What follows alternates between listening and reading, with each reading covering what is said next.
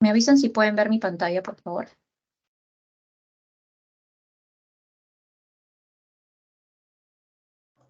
Sí se ve. Entonces, hoy día vamos a comenzar con la segunda clase de ya los temas para el final.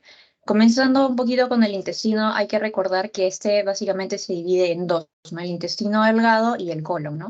En lo que viene a ser, pues, el intestino delgado, siempre tenemos la parte del duodeno, que es la que se continúa con el estómago hacia acá, que va desde el píloro hasta el ángulo duodenal y tiene cuatro porciones, ¿no es cierto? La superior, la descendente, la horizontal y ascendente. O sea, eso por anatomía ya lo sabemos. Y recordar que aquí tenemos lo que son los pliegues de Kering que van a permitir mayor absorción.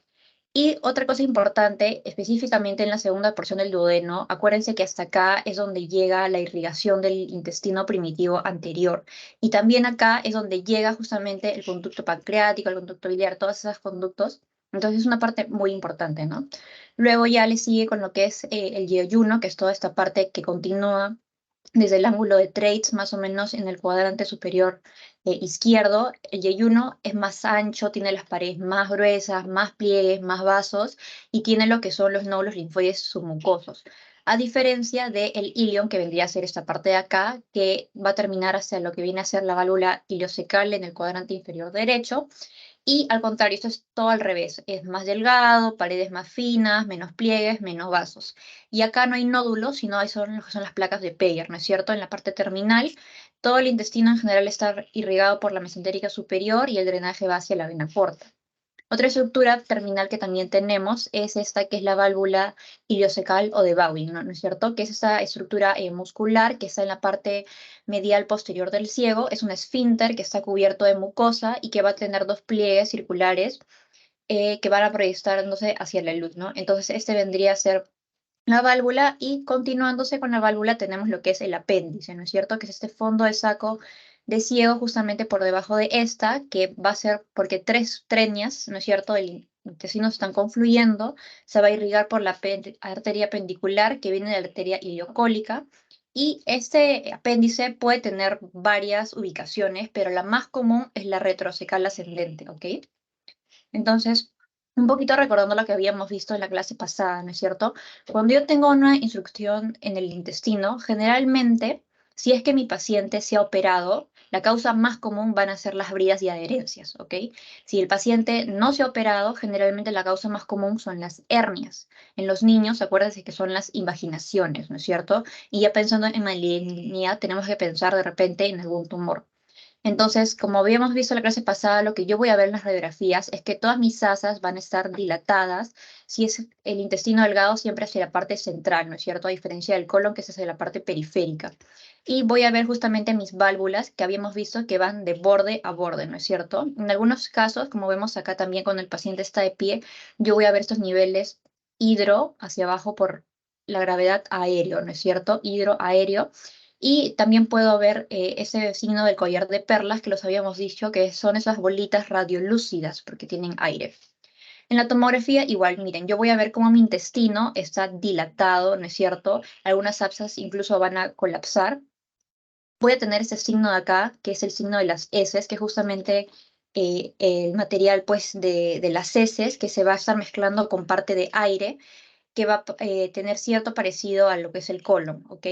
También voy a tener ese signo de acá, que es el signo de la asa cerrada, ¿ok? Que es cuando dos puntos están obstruyendo y en algunos casos puede tener también como esta distribución que se ve acá radial de las asas, que obviamente ya sabemos que están dilatadas. A veces los vasos mesentéricos incluso pueden estirarse hacia el punto donde se está obstruyendo. Puedo tener este signo de acá, que es el signo del remolino, porque las asas están rotando alrededor de este punto que vendría a ser fijo. El signo del pico, que ya sabemos más o menos cómo se veía, ¿no es cierto? Cuando dos bucles se están estrechando, y el signo de C, de U o el grano de café, que lo vamos a ver ahorita. Luego tengo lo que es la enfermedad de Crohn. Es una enteritis regional, un tipo de enfermedad intestinal inflamatoria idiopática, o sea, sin causa aparente, generalizada de forma discontinua, que se ve más sobre todo en lo que viene a ser en el ilion terminal. Entonces, mi examen acá para elección sí va a ser lo que vendría a ser la enterografía por resonancia, ¿ok? Entonces lo que yo voy a ver es cómo mi intestino está más hiperrealzado, pero no es simétrico, ¿no es cierto? En algunos casos puede tener como una apariencia de 3 o hasta de 2 capas, ¿ok? Y generalmente voy a ver pues que toda la pared está engrosada, que incluso puedo ver edema, que acuérdense, todo lo que es edema y líquido va a realzar en lo que viene a ser T2. En algunos casos también voy a ver que pueden haber ciertas áreas que están estenosadas o incluso puedo ver úlceras, que acuérdense que son las úlceras, son imágenes por adición, ¿no es cierto? También puedo ver que se forman tipo pseudodivertículos o puedo ver que el perisaltismo esté disminuido. Y si no tengo resonancia, lo que también puedo pedir es la tomografía. Acabo de tener este signo que es súper clásico que les preguntaron el ciclo pasado, que es el signo del peine, que es como si salieran un montón de hebritas, ¿no es cierto? Que en verdad es tejido fibroadiposo que se está yendo hacia las asas que están obviamente dilatadas en forma lineal, ¿ok? Eso es por una dilatación vascular mesentérica. Acá también se ve este signo del peine que es bastante claro. Las fístulas, que es esos trayectos que van a estar anormales comunicando cierta parte del intestino con otra estructura, a cualquier parte, ¿ok? Y finalmente los abscesos, ¿no? Los abscesos que ya sabemos que son colecciones que la pared siempre lo tengo que pedir con contraste para que la pueda definir mucho mejor. Luego, como siempre, vamos a hablar de la tuberculosis porque ya saben que en nuestro país es como canchita de maíz, ¿ok? Entonces, en la tuberculosis generalmente voy a encontrar en lo que es en el ilion terminal y en el ciego, ¿ok? En general, voy a ver que parte del peritoneo puede estar engrosado de forma nodular o incluso parte del mesenterio. También puedo ver que hay un realce anormal en esas estructuras. A veces también puedo ver ciertos ganglios hipodensos y a veces también puedo ver, pues, ¿no? Que el peritoneo está ensanchado y puedo ver ascitis, ¿no es cierto? Puedo ver líquido, ¿ok? En cualquiera de las técnicas de imágenes. Y como les digo, como generalmente es hacia la parte terminal, la válvula ileocecal puede estar estenótica y rígida. Luego, hablando un poco de tumores benignos, tenemos el adenoma, que es un tumor relativamente frecuente relacionado a lo que es el síndrome de Peutz-Jeghers. Generalmente se van a ver como estos pólicos que pueden causar intususcepción. Acuérdense de la clase pasada, a predominio del duodeno y de la válvula ileocecal. El leiomioma también es otro tipo de tumor que generalmente es redondo, bien delimitado, puede sangrar y generalmente se van a ver hiperintensos en T2, ¿no es cierto? Hiper más en T2, que pueden tener cierto captar contraste, pero de forma homogénea. El lipoma, que también si es grasa, se va a ver hiper, ¿no es cierto? En T1 y que va a perder señal con la secuencia de saturación grasa, ¿ok? No va a captar contraste porque todas estas lesiones obviamente son benignas. Ya saben cuándo captan contrastes también. Y finalmente los hemangiomas, que generalmente hay dos tipos. Los cavernosos, que son tipo pólipos, o sea, me van a dar una imagen de sustracción, o como acá que se ve en la foto, que son como si fuera un racimo de uvas, ¿no? Que son los capilares, que se van a ver como un montón de defectos de llenado, y que en general, tanto de los dos tipos, en T2 van a ser más realizantes. Luego ya en los tumores malignos tengo lo que es el tumor carcinoide, que generalmente se ve en lo que es el apéndice y en el hilo distal. Voy a ver cómo la mucosa está engrosada, a veces puedo ver que están saliendo como estas arrugas hacia la pared, puedo ver que se va hasta la serosa o incluso pueden causar metástasis, ¿ok? Y acá una característica importante es que me dan calcificaciones de tipo distróficas. Luego ya tengo lo que es el adenocarcinoma, que es uno de los tumores más comunes, o por no decir el más común de lo que viene a ser el intestino, ¿no? Generalmente en el duodeno, que voy a ver cómo el lumen está estrecho, irregular, obviamente va a captar contraste porque es una malignidad, pero miren, de forma heterogénea, ¿no es cierto? Y que generalmente también va a ser de forma asimétrica. Y por último tengo el GIST. El GIST es un tumor del mesénquima de las células intersticiales de Cajal, ¿ok? Entonces yo voy a ver cómo esta masa que generalmente es de tipo exofítica, que incluso puede desplazar las estructuras que están alrededor y que generalmente cuando yo veo una lesión así, en otros lados lo más probable es que vea metástasis. Luego un poquito de pediatría, hablando de las atresias. En primer lugar tenemos la atresia duodenal. Acuérdense del signo de la doble burbuja, ¿no es cierto? Porque tanto mi estómago como el duodeno van a estar distendidos y voy a ver que abajo no hay gas, ¿no es cierto? Si tengo 3 burbujas, es una atresia duodenal, ¿no es cierto? A veces también puedo ver otras asas que están dilatadas, sobre todo predominio distal. Y por último, la ilial, que yo voy a ver esta imagen muy característica, que es el microcolon, ¿no es cierto? Que está muy delgadito. O también puedo ver que las asas están dilatadas, sobre todo hacia la parte proximal. Luego tengo los quistes de duplicación intestinal que se van a ver sobre todo en el ilio, que les voy a ver como estas masas redondas que van a estar en contacto con el intestino y a veces puede parecer que tiene cierto contenido, ¿ok? Entonces, en el estudio de contraste generalmente voy a ver que va a parecer como si se estuviera duplicando, ¿no? Parte del colon. Y en la ecografía voy a ver que es una lesión redonda, hipo, ¿no es cierto? Ecogénica, con la mucosa ecogénica y en la resonancia igual generalmente, como se ve, las paredes son delgadas, a veces captan contraste. Luego ya entrando a lo que es el intestino grueso, acá también tenemos varias partes, ¿no es cierto? Después del ilion habíamos dicho que se continúa con lo que es el ciego, que justamente está entre este esfínter iliocecal y el colon ascendente, que vendría a ser toda esta parte de acá, que va a llegar justamente hasta lo que viene a ser la flexura hepática. Va a continuar con el colon transversal, ¿no es cierto? Hasta la flexura esplénica, va a seguir con el colon descendente, finalmente con el sigmoides y abajo siempre va a estar el recto, ¿ok? Acuérdense que el recto tiene 2 esfínteres, ¿no? El interno, que es musculatura lisa, que no se controla, y el externo, que sí se puede controlar. Y finalmente el ano, que es la parte más pequeña. Entonces, así es como se ve normalmente un estudio normal de colon, ¿ok? Entonces, una de las lesiones más comunes que tengo en el colon son los pólipos, ¿no? Pueden haber varios tipos. Los hiperplásicos, que ya habíamos visto que son esas lesiones por sustracción, que se van a ver sobre todo en lo que viene a ser sigmoides, son redondas, pueden ser sésiles o lobuladas, de bordes lisos, ¿no es cierto? Y los adenomatosos, que en este caso sí pueden tener cierta característica de malignidad, ¿ok? Los hiperplásicos generalmente no, pero a pesar de que sean generalmente benignos, igual tienden a sacarlo los cirujanos. Entonces yo voy a ver que tienen esa característica tipo nodular, como si fuera un cerebrito, ¿no es cierto? Y obviamente con la reconstrucción también voy a ver este defecto que está ahí protruyendo de la mucosa, ¿no es cierto? Y también a veces pueden tener cierta alteración del relleno, ¿ok? Entonces acuérdense, mientras más componente velloso tenga, más probable de que el pólipo sea maligno y obviamente con mayor tamaño también. Luego tengo los divertículos. Estas son evaginaciones que van a salir del intestino grueso, básicamente, sobre todo lo que viene a ser el sigmoides y el colon descendente, incluso es en el mesenterio. Entonces, son un montón de saculitos, un montón que se van a ver a lo largo de todas estas estructuras. A veces pueden formar como el menisco que habíamos visto, o también pueden tener gas, ¿no es cierto?, alrededor, que se va a ver como negro, ¿ok? Y incluso el colon también a veces puede estar más engrosado o puede estar acortado.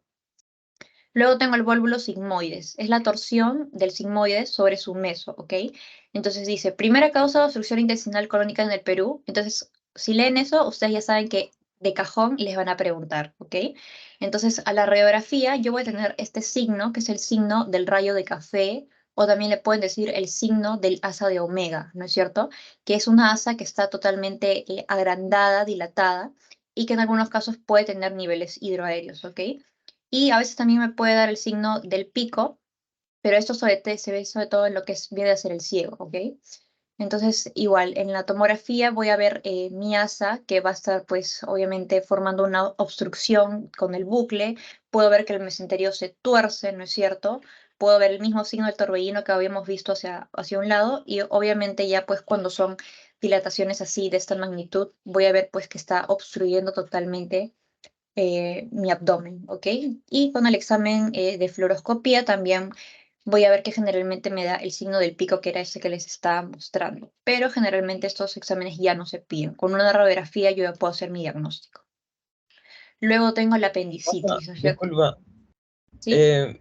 ¿podrías retroceder la otra diapo, por favor? Y explicar la Vol- primera imagen. ¿Cuál dijiste ¿Esta? que se llamaba? Ajá, la Esta es el primerita. signo del grano de café, porque parece como si fuera, no sé si has visto el grano de café, ¿no? Que tiene hacia la parte central una división y hacia la parte de acá un asa y hacia la parte de acá otra asa, pero en verdad es la misma, solamente que se está torciendo, ¿ok? Esos signos, o sea, siempre les van a preguntar. no solamente en la universidad, en el ENAM, preinternado, residentado, fijo es una pregunta de examen, ¿ok? Ya, gracias. De nada. Luego tengo lo que es la apendicitis. La apendicitis es un poco difícil diagnosticarlo por radiografía porque generalmente solo lo puedo ver cuando yo tengo mi apendicolito, que es una calcificación que se forma. Entonces, en general, si bien es cierto es el primer examen de elección que ya sabemos que se pide en lo que es el abdomen agudo, para lo que es apendicitis, mi examen de elección siempre, siempre va a ser la tomografía, ¿ok? Que yo voy a ver obviamente cómo mi apéndice está totalmente engrosado, a veces puede tener líquido y como les digo, el apendicolito, que es esta calcificación, porque tiene densidad de calcio, ¿no es cierto? Pero en los que vienen a ser niños y sobre todo mujeres en edad fértiles, porque como uno siempre tiene que tener la sospecha de que de repente es un embarazo ectópico, etcétera, y ya saben que a las embarazadas no se les puede dar hacer tomografía. Entonces, en ese caso tengo que pedir lo que es la ecografía, ¿no es cierto? Entonces, lo que yo voy a ver es que en general mi apéndice está dilatado, ¿no es cierto? Voy a ver que la pared está engrosada, a veces incluso, miren, puedo ver líquido por dentro y que me puede dar este signo, que es el signo de la diana o el signo de la dona, que también le pueden decir, ¿ok? Y también a veces incluso mismo puedo ver el mismo pendicolito que les estaba diciendo dentro del apéndice, ¿ok? Entonces son características muy importantes que también apendicitis siempre les van a preguntar. Luego tengo lo que es la colitis ulcerosa, que en general va a parecer que el intestino va a estar como ulcerado, tipo granulado, a veces me puede dar como si fuera una apariencia en botón, que generalmente voy a ver como toda la mucosa ya no tiene su característica normal, ¿no es cierto? Sino va a parecer como si estuviera con un montón de pólipos o pseudopólipos rodeando toda esta estructura y obviamente va a estar adelgazado, ¿no? Porque ya habíamos visto lo normal, así no tiene que verse el grosor del colon, ¿cierto? También voy a ver que a veces como que las austras que habíamos visto ya no se van a ver tan bien, a veces también me da, esa es la imagen que les decía del signo del tubo de plomo, ¿ok? Que va a parecer como si estuviera prácticamente, o sea, con pólipos o todo liso, ¿ok? Y ya cuando son casos pucha, mucho más avanzados, voy a tener lo que es el megacolon tóxico, ¿ok? Que es ya la dilatación máxima total. Luego tengo lo que es el ano imperforado o atresia anal. Eso también es un poquito de pediatría. En general, en la radiografía de abdomen voy a ver que mis asas pueden estar dilatadas y generalmente no tiene que haber gas en el recto. Y hay de dos tipos, la de tipo bajo y la tipo alta. La de tipo alta se va a ver como si tuviera aire dentro de la vejiga, ¿no? Que vendría a ser toda esa estructura de acá.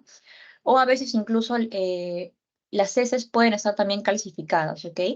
Pero lo que se suele pedir es este examen que ven acá, que es que al niñito literalmente lo voltean o se lo ponen de cabeza, por eso se llama invertograma, y que van a colocar una estructura en el ano, que es esta de acá metálica, y con eso se mide, ¿no? La distancia que hay entre esa estructura y finalmente el gas.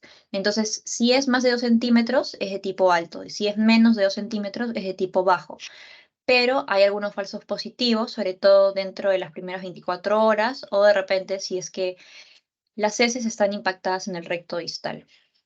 Luego tengo lo que son las fístulas, que como les había dicho es todas estas comunicaciones anormales que hay entre cualquier parte del intestino y órganos, piel, tracto gastrointestinal, o sea, con el intestino delgado, con el duodeno, incluso con la misma piel cuando hay dehiscencias, perforaciones, con la vejiga, con el recto, con la uretra, con el colon, con el colédoco, etcétera, ¿ok? Ustedes tienen que ver ese trayecto anormal. Y ya hablando de malignidad, tenemos lo que es el cáncer, ¿no? El cáncer también me da un defecto por relleno que se va a ver como este signo de la manzana mordida o el signo de la coraza de manzana, pregunta de examen, ¿ok? Y que también a veces puede tener como cierta estructura polipoidea, puede causarme fístulas y que en la tomografía se va a ver como una masa de densidad de tejido blando, ¿no es cierto?, que van a estar estrechando la luz del intestino, ¿ok? Si es un adenocarcinoma mucinoso, generalmente también se va a ver hipodenso y voy a ver varios ganglios que pueden tener también alrededor calcificaciones, ¿ok? A veces también me pueden dar ulceraciones. O sea, el signo de la manzana mordida es lo que quiero que más se acuerden de esto. Y ya para hablar de lo último es vías urinarias. Acá sí tenemos varios exámenes que hay que revisar. El primero es la orografía o pielografía excretora o intravenosa, que es un estudio con rayos X para evaluar todo lo que viene a ser el parénquima, el sistema pielocaliciar, los ureteres y la vejiga. Pero este es un examen que en verdad ya no se utiliza mucho porque lo que más se utiliza es la orografía por tomografía. Pero ¿cuándo lo puedo pedir? Cuando quiero ver si es que hay una obstrucción en la uretra, cómo está funcionando el riñón. De repente algunas, para lo que sí me sirve, por ejemplo, bastante es para ver variantes anatómicas o anomalías congénitas, eso sí, todavía se pide para eso, para ver el trayecto de la uretra, o en general enfermedades pues, del tracto superior como en la vejiga, ¿no? Que es el carcinoma de las células transicionales. El paciente generalmente tiene que estar en ayunas, no es necesario dar ningún tipo de laxantes y como ya saben, si es intravenoso y le tengo que dar contraste, ya saben que siempre antes se tiene que medir los niveles de creatinina, ¿no? ¿Cuándo está contraindicado? Si es un estudio radiográfico, obviamente en el embarazo, si es que hay alergia al contraste, insuficiencia renal, ya saben por qué, deshidratación severa, hiperazoemia, mieloma múltiple, etcétera. Luego, entonces, ese son el examen ya una vez que yo he aplicado mi contraste. Entonces, antes de todo esto, se toma este control, ¿no es cierto? Y después ya se va a pedir, se le va a inyectar el contraste, ahí tienen las medidas por si es que les preguntan, no creo, porque eso ya es más tipo de fármaco, y voy a tener varias fases, ¿no? La primera fase, que es esta de acá, de opacificación, que es a los segundos nomás, básicamente para lo que viene a ser el parénquima del riñón o de repente delimitar alguna masa. Luego tengo la fase nefrogénica, que también me sirve para ver todo lo que son los glomérulos y voy a empezar a ya ver cómo el riñón se está opacificando, ¿no es cierto? Luego tengo la fase pielográfica y excretora, ¿no? Que es cuando ya puedo ver mucho mejor lo que viene a ser todo mi sistema pielocalicial, miren todos los uréteres, incluso hasta a veces la vejiga, antes y después de miccionar, ¿ok? Entonces, a los 5 minutos se le llama placa funcional y a los 15 se le llama morfológica porque justamente me sirve para ver la anatomía. Entonces, como les digo, también a veces se pide postmicción si es que yo estoy interesado, obviamente, en ver lo que viene a ser vejiga, ¿ok? Y algunas consideraciones que ustedes tienen que tener, si se dan cuenta, siempre en general el contraste tiene que ir entrando simultáneamente, ¿no es cierto? Y obviamente de forma simétrica, eso es normal. Y en lo que viene a ser los uréteres, hay partes que no van a estar captando contraste. Eso también es totalmente normal, ¿ok? En cuanto a los cálices, si se dan cuenta, van a tener esta forma como de copa de champán. También es normal.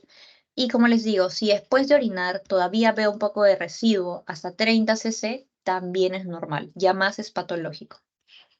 Luego tengo la pilografía retrógrada o ascendente, que también es un estudio radiográfico para ver la parte superior que se pide cuando en el examen anterior no he podido llegar a una conclusión o de repente quiero ver mejor ciertas anomalías del urétero, del sistema pielocalicial o a veces también para hacer cierto tipo de biopsias, ¿no? Entonces lo que yo voy acá a hacer es colocar un catéter en el uréter distal. Obviamente el paciente tiene que estar anestesiado y también le voy a aplicar mi contraste para que toda esta anatomía se pueda distender, obviamente sin distender demasiado, ¿no? Porque le va a doler.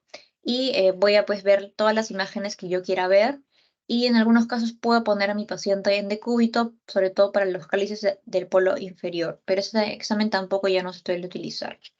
Luego tengo el pilograma descendente, que es otro estudio radiográfico por fluoroscopía para ver el sistema superior mediante un contraste soluble con un catéter de nefrostomía, ¿ok? En los anteriores no se utilizaba este tipo de catéter, si se recuerdan. Entonces, igual, este examen generalmente se pide cuando no he podido llegar a un diagnóstico con mi orografía o porque la pielografía ascendente está contraindicada. Entonces, este es el catéter por nefrostomía que se ve en las imágenes y yo voy a pedir ese examen cuando de repente quiero hacer una descompresión por hidronefrosis severa, hacer una nefrolitotomía percutánea para quitar los cálculos, determinar la posición del sistema colector, fístulas, uréteres reimplantados y colocar stents. Y luego para valorar la vejiga tengo la cistografía, que es este estudio fluoroscópico que se pide generalmente cuando hay un problema en la micción, cuando hay obstrucciones, de repente hematurias o hay traumatismos que han afectado la zona, obviamente anomalías congénitas y después de la cirugía, de cualquier tipo de cirugía. Entonces, generalmente igual, le pongo mi sonda Foley o un catéter suprapúbico o una Foley permanente en la vejiga, le pongo el contraste y voy a asegurarme que el detrusor se contraiga para poder tener las imágenes, ¿no? Entonces, lo normal es que solamente la vejiga pues sea redonda, media tipo ovoide, ¿no? Si yo veo que hay un defecto que está saliendo, obviamente eso es anormal. Hay algo que se está saliendo o igual, si es que veo que el contraste se está yendo como que hacia otros lados, también eso me está indicando que hay una fuga, ¿ok? Y después de las cirugías, también cuando yo estoy inyectando mi contraste, siempre se pone hasta que yo sienta una resistencia, nunca más, porque ya saben que no es bueno sobredistender. La ecografía también es otro estudio anatómico, pero básicamente para la médula, la corteza, la vejiga también me puede servir para variantes anatómicas, localización de masas, de cálculos, en mi examen inicial en lo que viene a hacer cálculos, hidronefrosis también para hacer todo tipo de biopsias, drenajes. Y lo normalmente, como se ve acá, es que mi parénquima sea hipoecoico, ¿no es cierto? Miren, similar al hígado, que es esa estructura de acá, ¿no es cierto? Las pirámides que son hacia esa parte también van a ser hipoecoicas, la fascia de Gerota siempre hacia adelante y la de Zuckerdalandi por atrás, y obviamente en niños se va a ver pues mucho mejor esta diferenciación. En la que viene a ser la vejiga, ya saben que el contenido debe ser anecoico y obviamente me va a dar este refuerzo por el contenido líquido, ¿no es cierto? También puedo pedir ecografía Doppler para ver todo lo que es la circulación arterial y venosa, para ver que no haya estenosis, hipertensión, y también hay un estudio que es con contraste para ver lo que es el reflujo vésico-ureteral. Entonces, algún recuerdo que tenemos, los abscesos, acuérdense que siempre se van a ver hipoecoicos con la pared gruesa, ¿no es cierto? Los quistes siempre van a ser anecoicos, igual que la vejiga, como la imagen de acá, ¿no es cierto? O sea, totalmente líquido. El refuerzo que les había dicho que era esta sombra que salía justamente porque hay contenido líquido que sea formal, todo lo que sea de ecogenicidad mayor se va a denominar hiper, ¿no es cierto? Hiperecoico, como en los cálculos. Y detrás del cálculo ya saben que siempre, siempre tiene que haber la sombra acústica, si no, no puedo decir que es un cálculo, ¿ok? Otro efecto que tengo es este, el de la reverberancia, que sale sobre todo con lo que viene a ser las agujas, que es porque hay una reflexión entre dos ondas de ida y vuelta. Y otro signo, que lo vamos a ver más adelante, que es el de la cola de cometa, que se va a ver así, que también se puede ver por las agujas, por las reverberancias que se generan. La tomografía también me sirve para ver el sistema urinario, la cavidad peritoneal, el retroperitoneo, variantes anatómicas, malformaciones congénitas, hematuria, cálculos, masas, hidronefrosis, trauma, estadiaje, etcétera, ¿no? Entonces acá también puede tener varias fases. La primera fase, que es la simple, básicamente sin contraste porque ya saben para qué cosas no pido contraste y para qué sí. Entonces, sin contraste, cálculos de hecho, hemorragias, coágulos y lesiones focales. Luego tengo lo que es la fase arterial o córtico medular, que también me sirve para ver estenosis, aneurisma, vasculitis, y estudios trasplantados y la paroscopía. Luego tengo mi fase nefrogénica para ver el parénquima renal, la médula, algunas lesiones focales o estructuras venosas. Y finalmente la fase pielográfica o excretora para ver otras patología urotelial, quistes parapélvicos, divertículos y extravasación urinaria, ¿no? Acá es donde ya voy a ver finalmente la vejiga. La resonancia también es otro estudio que puedo pedir para ver la anatomía, malformaciones congénitas, masas, lesiones. En embarazadas que no puedo pedir ni estudios contrastados ni tomografía, obviamente, para ver si es que mi trasplante está siendo aceptado o también ante causas de obstrucciones, ¿no? Entonces pueden haber dos tipos, la estática, que va a ser muy sensible a fluidos, ponderada en T2, y la excretora, que va a ser después de mi contraste, ponderada en T1. Generalmente este estudio sí se pide con la vejiga vacua, a no ser que obviamente quiera valorarla, ahí sí ya le pido que esté con un par de vasos de agua, y siempre es importante que pueda estar hidratando a mi paciente. ¿Ok? A veces incluso le dan diuréticos si es que quieren distender lo que es el sistema urinario. Y con el ecogradiente en 3D también voy a tener imágenes ponderadas entre uno. Luego en la medicina nuclear tengo varios exámenes. La gamografía que va a utilizar radioisótopos como el DMSA con tecnesio 99 para ver la corteza renal, pero ya saben que este estudio es muy limitado, ¿no? Básicamente para lo que son cicatrices y pielonefritis en pediatría. Y la radiocistografía, que igual me utiliza el Tecnesio 99 con DPTA o con azufre coloidal mediante una sonda, que esto sí me sirve para ver el grado de reflujo que yo puedo llegar a tener, ¿ok? Ahorita lo vamos a ver. El radionograma o centellografía renal también es otro estudio nuclear que utiliza Tecnesio 99, puede ser con MAC3 o DPTA. En ambos, el órgano diana va a ser siempre la vejiga, ¿ok? Generalmente para ver lo que es la función renal, o sea, cómo está habiendo la secreción, a veces le administran inhibidores de la IECA, ¿no es cierto? Porque esto disminuye la hipertensión en estenosis de la arteria renal y va a aumentarlo en pacientes que no tengan estenosis de esta arteria. Entonces, así es como se ve un estudio normal, siempre de ambos lados, tanto derecho como izquierdo, tiene que ser simétrico, con una curva hacia arriba, luego baja y luego vuelve a subir hasta caer normalmente. Así es como se ve normal, por si acaso. Entonces tengo varias fases, la arterial o de perfusión, que es justamente cuando está entrando los riñones, la parenquimatosa, concentración, cuando ya están justamente en los riñones, y por último la fase secretora, que es cuando ya está yéndose hacia la vejiga. El espectro, la tomografía por emisión de un único positrón o scintigrafía, también es un estudio funcional metabólico que utiliza estos radioisótopos y que me va a servir básicamente para detectar todo lo que son malignidades, ¿no es cierto? Que los voy a ver como esas lesiones calientes que le dicen o hipercaptadoras. La angiografía también se pide sobre todo para ver la angiografía renal, tumores, traumatismos, lesiones vasculares como estenosis, aneurismas, coágulos, trasplantes. Y acuérdense que acá utilizábamos la técnica de Seldinger, ¿no es cierto? Que introducíamos nuestra guía con nuestro catéter hacia el vaso deseado, le dábamos el contraste y de ahí pues nos iba a pintar toda la imagen en las diferentes fases, ¿ok? La angioplastía transluminal o angioplastía con globo también es otro estudio en el que yo le voy a poner un catéter y como es con globo, justamente va a haber un globito que se va a inflar en la punta de mi catéter, a veces también va a estar con un stent y lo que básicamente me va a servir es para ver que no haya estenosis, para ver que no haya arteriosclerosis o displasia fibromuscular. La embolización es un procedimiento en el que va a haber una oclusión de un vaso por un catéter, entonces voy a ver que se está cortando, ¿no es cierto?, la circulación antes y después de la embolización. Entonces puede ser, como les digo, en tumores, traumatismos, hemorragias, lesiones vasculares, físulas arteriovenosas, hipertensión, etc. Ya entrando un poco a lo que viene a ser patología, tenemos la agenesia renal, o sea, no hay riñón, ¿no es cierto?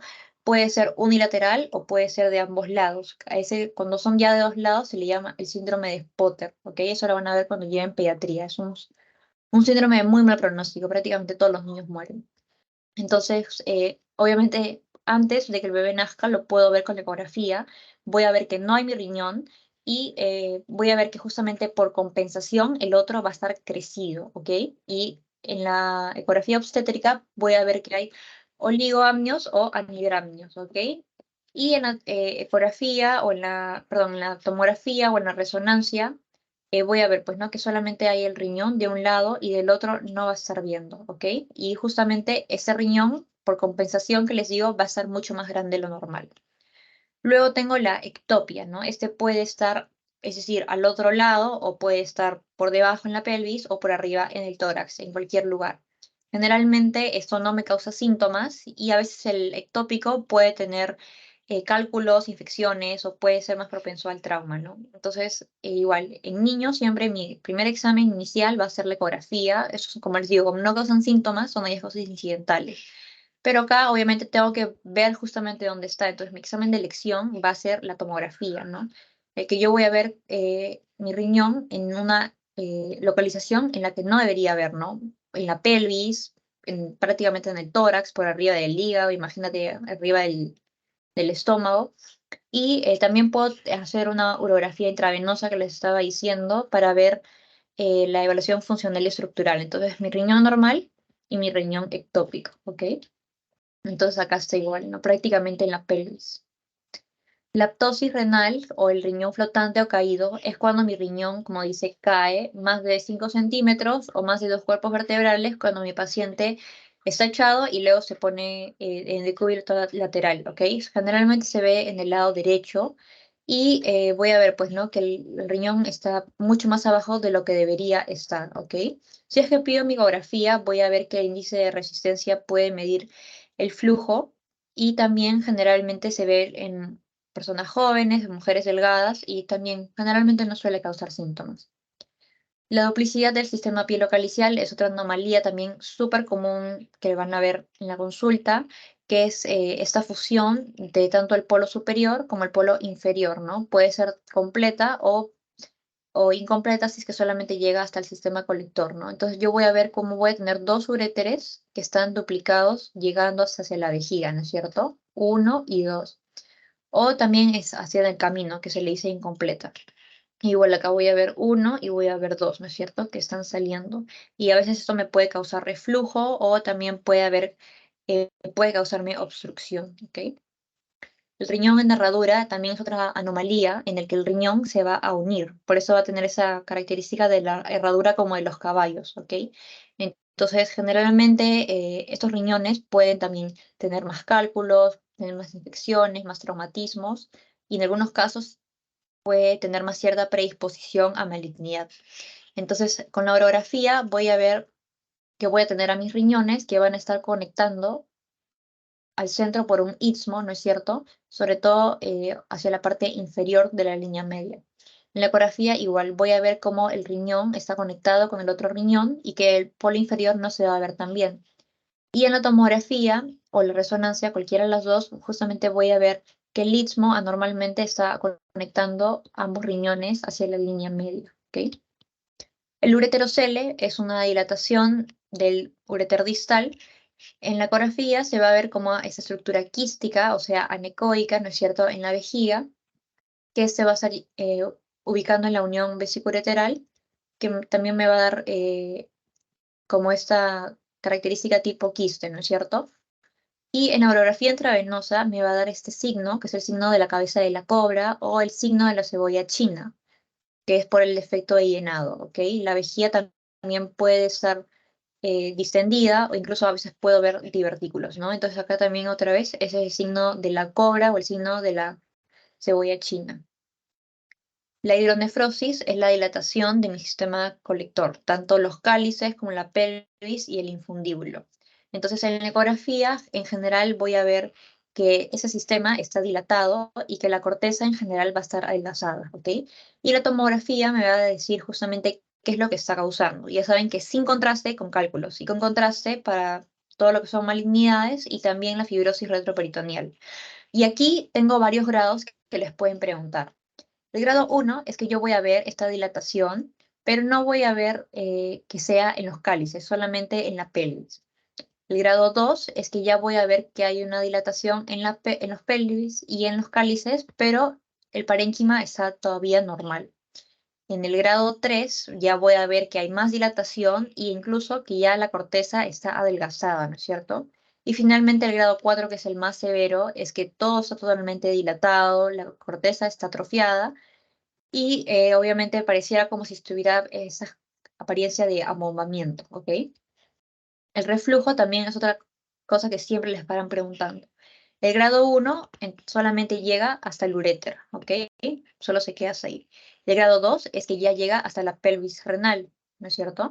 El grado 3 es que llega hasta la pelvis renal, pero ya hay una dilatación, ¿ok?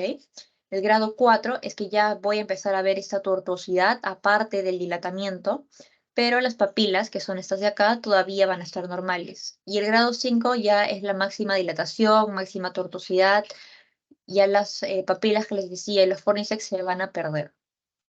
La cistitis, que es la inflamación de la vejiga, lo que yo voy a ver es que mi pared está engrosada y que generalmente puede captar contraste en la toma o en la resonancia. Y con el Doppler color también voy a ver que hay una vascularización periférica, ¿no es cierto? La mucosa generalmente se va a ver de forma irregular, a veces puedo tener como desechos por dentro. Con el contraste voy a ver mucho mejor, obviamente, el edema del tejido graso y el líquido libre. A veces también puedo ver calcificación hacia la parte mural. Y cuando es más crónico, también puedo ver que se ve como un tumor o como un cuerpo extraño, ¿ok? Y ya saben que las fístulas siempre por tomo o por resonancia. La estenosis de la unión pielo-lateral es otra causa de uropatía obstructiva, generalmente de hidronefrosis prenatal de forma adquirida congénita, ¿no? Entonces lo que yo voy a ver es mi pelvis, miren cómo está dilatada o que les decía la apariencia de abultamiento, hinchada, y el uréter proximal colapsado totalmente a diferencia del normal, ¿no es cierto? Entonces voy a ver que hay esta hidronefrosis, a veces también los cálices pueden estar agrandados, y con el Doppler color voy a ver que el índice de resistencia va a ser más alto justamente por la obstrucción. Los cálculos, otra cosa que también siempre les van a preguntar. Si no les preguntan cálculo en el apéndice, ténganlo por seguro que les van a preguntar por un cálculo en las vías urinarias. Entonces ya saben que en la radiografía los cálculos se van a ver radiopacos y los únicos tipos de cálculos que se van a ver son los holoxalatos de calcio, los fosfatos de calcio, los de estrubita o los de cistina. ¿Ok? Los otros tipos, el ácido úrico, el de matriz, o los que son causados por medicamentos tipo el indinavir, que es un antirretroviral, esos no se van a ver. Entonces, por eso es que la radiografía no es un examen tan bueno, ¿ok? Porque no se ven todos los tipos. Pero mi examen inicial, que siempre tengo que pedir cuando tengo una sospecha de una litiasis, es mi ecografía, que yo voy a ver, como les había dicho, la imagen hiperecogénica, ¿no es cierto?, más brillante y siempre con su sombra posterior. Siempre, siempre, siempre ténganlo en cuenta. A veces también puede tener el artefacto en cola de cometa. Y en la tomografía, igual, los voy a ver hiper, ¿no es cierto?, densos. Acá cálculos grandes estoy viendo, ¿no es cierto? Que sé que es cálculo porque lo comparo con el hueso y son de la misma densidad, ¿no? Ya sea en el riñón, en el uréter o incluso también lo puedo ver en la vejiga, ¿ok? Y ya saben que para cálculos nunca se pide el contraste. La nefrocalcinosis es cuando las sales de calcio se están quedando en mi parénquima renal, entonces eso es lo que yo voy a ver, ¿no? Voy a ver trozos de calcio a todo el parénquima, ¿ok? Entonces, la diferencia, ¿no? Con el cálculo, eso es el cálculo que me está causando la sombra, pero acá se está ya depositando por dentro, ¿ok? Y generalmente es medular, a veces también en la corteza o puede estar en ambos, que es más menos común. La insuficiencia renal aguda es cuando mi tasa de filtración glomerular baja en poco tiempo y que me va a terminar en una isomemia. Entonces, lo que yo les voy a tener en la ecografía o en general en todas las imágenes es un riñón grande, ¿ok? Grande, acuérdense, en IRA, con un aspecto hipo, ¿no es cierto? Más bajo, ecoico. Puedo ver que, miren, entre la corteza y la médula no hay buena diferenciación. La corteza en general puede estar agrandada. Voy a ver que con el Doppler color generalmente va a haber menos vascularización donde está afectado, puede generar obstrucción. Y generalmente, como les digo, riñón grande, insuficiencia renal aguda, ¿ok? Aparte puedo encontrar cálculos, puedo encontrar hidronefrosis, como se ve acá, etcétera. Pero acuérdense, riñón grande, IRA. Y al contrario, riñón pequeño, riñón chiquito es insuficiencia renal crónica, ¿ok? ¿Por qué? Porque mi riñón ya no está funcionando normalmente, ¿no es cierto? Entonces, la corteza en general va a estar disminuida, al igual que la longitud. Y al contrario, si en el otro se veía hipoecoico, acá miren, miren con el hígado, se ve hiper, ¿no es cierto? Hiperecoico, o sea, más brillante.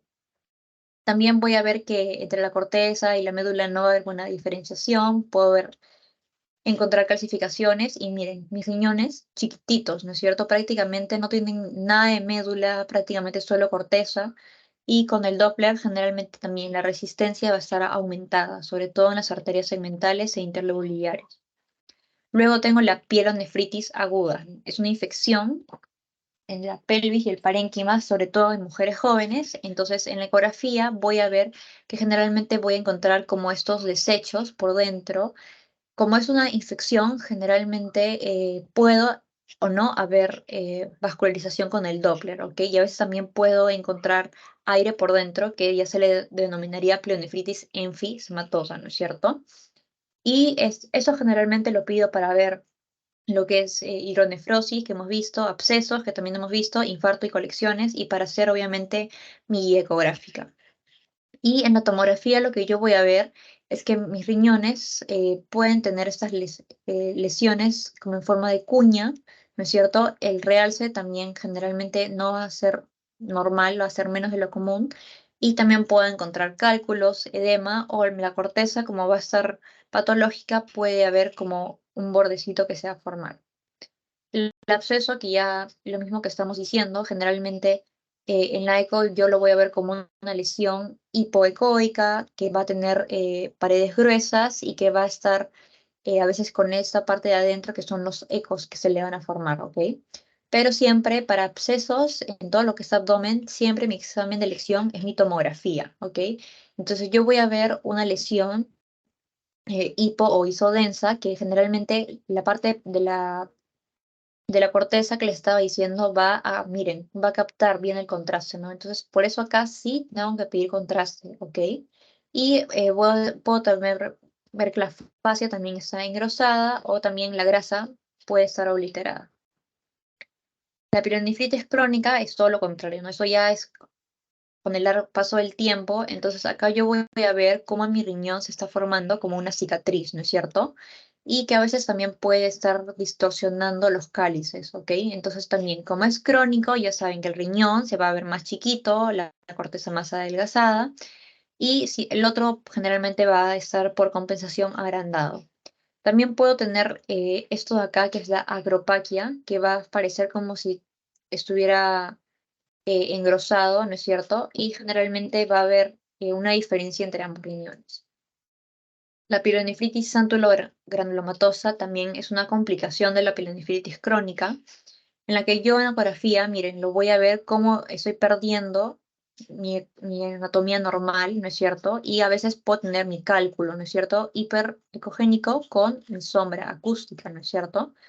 Y obviamente en general, pielonefritis, la tomografía me va a servir como método de elección para ver justamente cómo la pelvis pues está aumentada de tamaño y los cálices también están aumentados, puede llegar a ser una hidronefrosis, ¿no es cierto? Y obviamente me sirve mejor para diferenciar los cálculos, ¿no? Que ya saben que se ven hiperdensos y sin contraste. La pionefrosis también es otra infección de pus, pio-pus, ¿no es cierto? Que generalmente tiende a causar obstrucción. Entonces, en la ecografía voy a ver como esta lesión que generalmente tiene estos detritos, a veces también pueden haber calcificaciones, también puedo ver estos niveles líquido-líquido que le llaman, ¿no es cierto? Líquido-líquido, parece aire, pero porque está dentro del riñón se le dice líquido-líquido, ¿ok? Y en la tomografía igual, para ver la hidronefrosis, la dilatación, los cálculos, la inflamación, todo lo que es inflamación, ya saben, infección, se va a ver mucho mejor acá sí con el contraste. La tuberculosis también es otra cosa que siempre se va a ver en nuestro país. Entonces, generalmente lo que yo voy a ver es que en estadios tempranos, generalmente va a haber una calitasia, ¿no es cierto? Los cálices van a estar dilatados y conforme va avanzando, voy a ver que esto puede progresar a una hidronefrosis, voy a ver que el parénquima se adelgaza y tiende menos captación y finalmente, ya si es que eso es en un grado muy severo, van a aparecer como si fueran varios quistes o como calcificaciones, ¿ok? Es muy característico las calcificaciones en la tuberculosis y la clínica que les van a dar, aparte de los síntomas clásicos de la tuberculosis, de los síntomas urinarios y la triada de Colombino, que ya después ustedes la van a buscar. Luego tengo el tumor renal multilocular quístico. Es un tumor que se ve sobre todo en niños, en los varones, pero es un tumor benigno. Entonces, como es quístico, lo voy a ver como una masa que tiene contenido anecogénito, pero que tiene los lóculos, ¿no? Que son esas separaciones que va a haber por dentro de la lesión y que generalmente tienden a tener vascularización hacia esos lóculos, ¿ok? Y en la tomografía igual voy a ver esta masa que generalmente tiende a tener captaste hacia los lóculos que les estaba diciendo. En T1 va a variar, en T2 hiper y con contraste los septos que les digo van a captar el contraste. El angiomiolipoma es otro tumor benigno muy asociado a lo que es la esclerosis tuberosa. En la eco voy a ver esa lesión hiperecogénica, ¿no es cierto? Que me puede dar una sombra posterior. Entonces tengo que tener cuidado para no confundirlo con el cálculo, ¿ok? Porque aparte de la lesión, el cálculo solo va a estar el cálculo y su sombra, pero acá también voy a ver que la parte de la corteza y la médula está mal diferenciada, ¿ok? En la esclerosis tuberosa. Y en la tomografía generalmente voy a ver una lesión que es similar a la grasa, ¿no es cierto? Esa es la grasa, entonces tienen la misma densidad y por eso yo lo sé diferenciar, ¿ok? Entonces, decía grasa, angiomiolipoma, ¿no? Por eso se llama así, miolipoma, y que a veces puede parecer como un quiste. El nocitoma es otro tumor benigno, va a variar en tamaño y que a veces puede tener una cicatriz al centro en forma de estrella que no capta contraste porque es benigno, ya saben, ¿no? Entonces, generalmente son tumores de tamaño variable que mientras más grandes sean, van a captar el contraste de forma más heterogénea, ¿ok? Y a veces alrededor también puedo ver edema o puedo ver calcificaciones. El tumor de Wilms o nefroblastoma es un tumor que siempre también les van a preguntar en pediatría, en radiología de cajón. Una masa grande en un niño a la altura del riñón, lo primero que tienen que pensar es un tumor de Wilms. No digan que no se los diga. Entonces, en la ecografía yo voy a ver cómo esta lesión hipo o isodensa porque tiene contenido sólido. Como es maligno, generalmente tiende a tener vascularización hacia los márgenes y puede también tener calcificaciones, puede tener hemorragia, contenidos necróticos, etcétera, ¿ok? En la tomografía igual voy a ver que es una masa de forma heterogénea, generalmente tienden a ser muy grandes, entonces como es tan grande le causa hipertensión al niño, ¿no? Entonces por eso es que se detecta bastante rápido. Y como ven, con el contraste que lo capta es de forma heterogénea, ¿ok?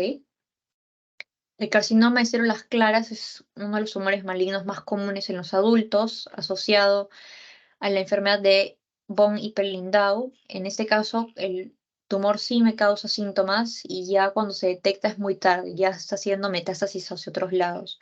Entonces, en la tomografía voy a ver como una lesión que está saliendo del el riñón normal, ¿no es cierto?